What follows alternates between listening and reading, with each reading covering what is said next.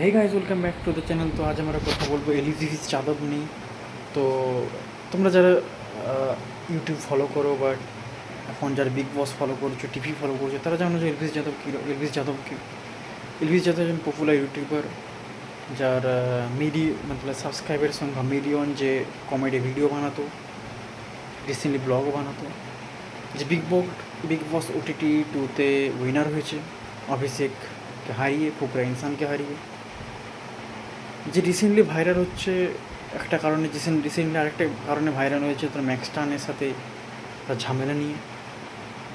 But recently যেটা দেখা যাচ্ছে, এলভিস যাদব অ্যারেস্টেড হয়েছে 2-3 দিন আগে। এটার কারণ জানা যাচ্ছে, আগের বছর নভেম্বর মাসে তারা একটা পার্টিতে সাপের বিষ টাইপের কিছু সাপ্লাই করেছিল, যেটার জন্য নয়ডার পুলিশ তাদের গ্রেপ্তার করেছে। তার বিরুদ্ধে কমপ্লেন ছিল, FIR ছিল। তো সেটার জন্য তাদের গ্রেপ্তার করেছে নয়ডা পুলিশ। তার একজন পপুলার ইউটিউবার, এখনও তার মা বাবা আতঙ্কিত যে হঠাৎ কী হলো, তার ইমোশনাল। তো এটাই নিউজ যে এলভিস যাদবকে অ্যারেস্ট করা হয়েছে।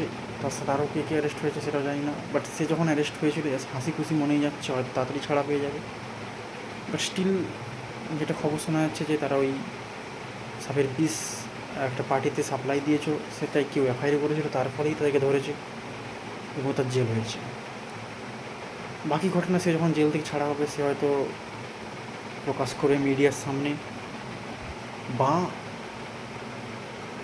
নিজের ব্লগ চ্যানেলে তাদের ফ্যানরা দেখতে পাবো। বাকি সে একটা প্লেগ্রাউন্ড বলে একটা যে গেমিং শো, সেখানেও জাজ হিসেবে পার্টিসিপেট করেছিল। সেটাই এখন দেখার কী হয়।